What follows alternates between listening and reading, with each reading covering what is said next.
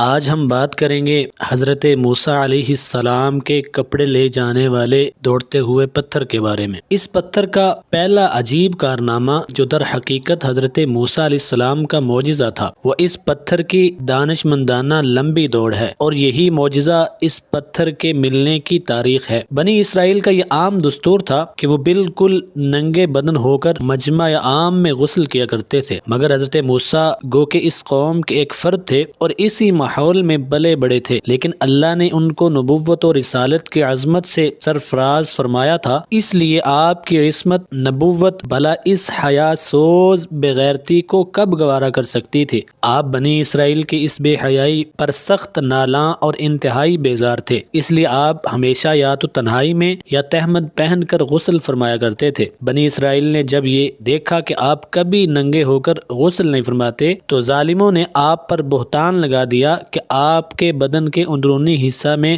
یا تو برس کا سفید داغ یا کوئی ایسا عیب ضرور ہے جس کو چھپانے کے لیے یہ کبھی برہنہ نہیں ہوتے، اور ظالموں نے اس تہمت کا اس قدر اعلان اور چرچا کیا کہ ہر کوچہ و بازار میں اس کا پراپوگنڈا ہونے لگا، اور اس مکروہ تہمت کی شورش کا حضرت عیسیٰ کے قلب نازک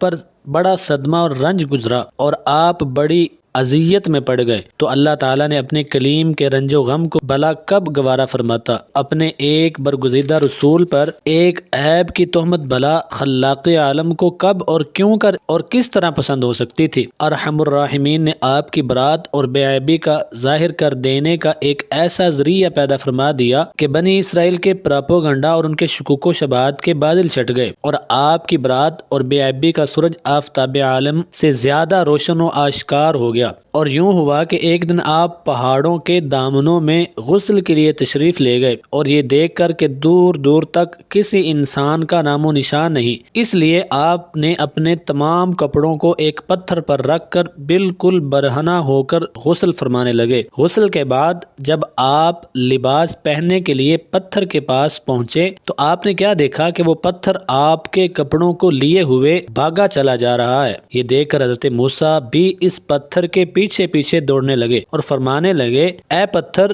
میرا کپڑا، اے پتھر میرا کپڑا، مگر یہ پتھر برابر بھاگتا رہا، یہاں تک کہ شہر کی بڑی بڑی سڑکوں پر گزرتا ہوا گلی کوچوں میں پہنچ گیا، اور آپ بھی برہنہ بدن ہونے کی حالت میں برابر پتھر کے پیچھے دوڑتے چلے گئے۔ اس طرح بنی اسرائیل کے ہر چھوٹے بڑے نے اپنی آنکھوں سے دیکھ لیا کہ آپ علیہ السلام سر تا پاؤں آپ کا مقدس بدن میں کوئی بھی عیب نہیں ہے، بلکہ آپ کے جسم اقدس کا ہر حصہ حسن و جمال میں اس قدر نقطہ کمال کو پہنچا ہوا ہے کہ عام انسانوں میں اس کی مثال تقریباً محال ہے۔ چنانچہ بنی اسرائیل کے ہر فرد کی زبان پر یہی جملہ تھا کہ واللہ، یعنی خدا کی قسم، حضرت موسیٰ بالکل ہی بے عیب ہیں۔ جب یہ پتھر پوری طرح حضرت موسیٰ کی برات کا اعلان کر چکا تو خود بخود ٹھہر گیا۔ آپ نے جلدی سے اپنا لباس پہن لیا اور اس پتھر کو اٹھا کر اپنے جھولے میں رکھ لیا۔ امید کرتا ہوں آپ کو ہماری ویڈیوز اچھی لگتی ہوں گی۔ ہمارے چینل کو سبسکرائب کریں، شیئر کریں اور لائک کریں۔